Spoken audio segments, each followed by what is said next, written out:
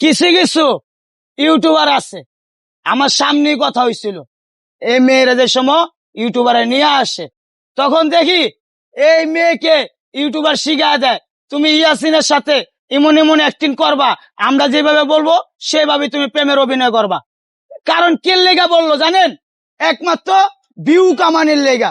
এই মেয়েরও কিন্তু টাকা পয়সার নেশা আছে, অবশ্যই ভাই নেশা আছে। আপনি টাকা পয়সা ধন সম্পদ দিয়া আপনি মেয়েকে রাখতে পারবেন না, জীবনও পারবেন না।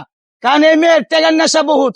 কারণ ইউটিউবারে খালি কইছে তোমার 5,000 টাকা দিব, তুমি খালি অল্প একটু খালি অ্যাক্টিং বানাইবা, মানে কি আমার বন্ধু ইয়াসিনের মন নিয়ে খেলবা। ইউটিউবারে শিখা দিছে, ওরা আবার কি ভাড়া করে লয়ে আইছে। ওরা কিন্তু ভাই এমনি কমলাপুর পায় নাই, ওরা ভাড়া করে আনা হয়েছে, কিন্তু যে কোনো জায়গার থেকে ভাড়া করে লয়ে আইছে মেয়েটারে। কিন্তু মেয়েটা নারায়ণগঞ্জের শহরের ভিতর থেকেই আইছে, বাইরের কিন্তু দূর থেকে আয়নি। এই মেয়েটা নারায়ণগঞ্জের শহর থেকে আইছে, আর নারায়ণগঞ্জের শহর থেকে মেয়েটা আনা হয়েছে ইউটিউবারে। কে লেগে আনছে? ভিউ কামানির লেগা। আর মেয়ের চিন্তা কি জানেন? মেয়েকে বলা হয়েছে ইউটিউবে, ও ইউটিউবাররা বলছে কি তুমি যদি ইয়াসিনের সাথে যদি ভিডিও করে ভাইরাল খাইতে পারো তাহলে তুমি ফেমাস হয়ে যাইবা, তোমার জনগণের সবাই তোমার চিনবো, হ্যাঁ তোমার সম্মান দিব, তোমার ডাক দিব, তোমার সেলফি তোলার লেগে সবাই পাগল হইব, হ্যাঁ তুমি যদি এই ভিডিওটা যদি বিট করতে পারো। কিন্তু আমি চাইবো এরকম মেয়ে, হ্যাঁ এরকম মেয়ে কখনো আমার বন্ধুর সাথে বিয়ে হতে পারে না, অথবা হবে না।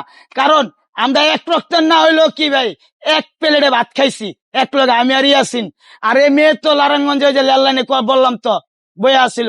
কিছু কিছু ইউটিউবারের চক্রতে পইরা মাইয়ারে দিয়ে আজকে কি ভিউ ব্যবসা করাইতেছে, মায়েরা দিয়ে ভিউ ব্যবসা করায় ইউটিউবাররা।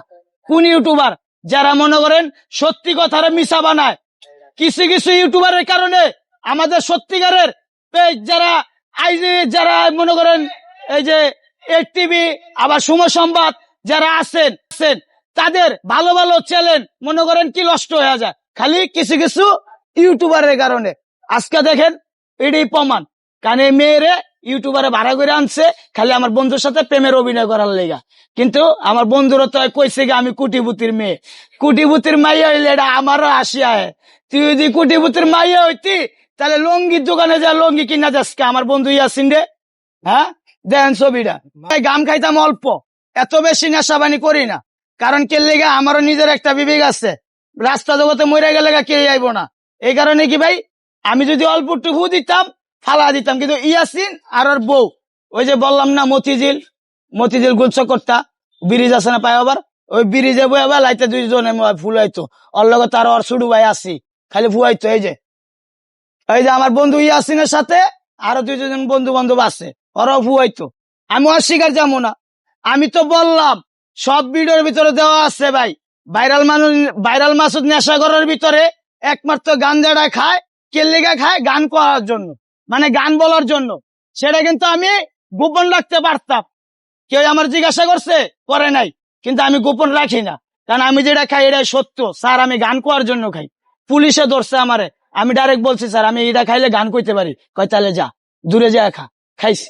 কিন্তু গাম, এই যে গাম জিনিসটা ভাই যে প্রশ্ন করলো আমারে গাম খাই, গাম যে খামু, হ্যাঁ আমি যে গাম যে খামু, আমি যে গাম খামু আমার ভিতরে তো পুরা কার্ড হয়ে যাবো গা, এটাকে আমি জানি না। আমার লগের জন পয়রা লইছে পঙ্গু মঙ্গু হইয়া এই গাম খাইয়া।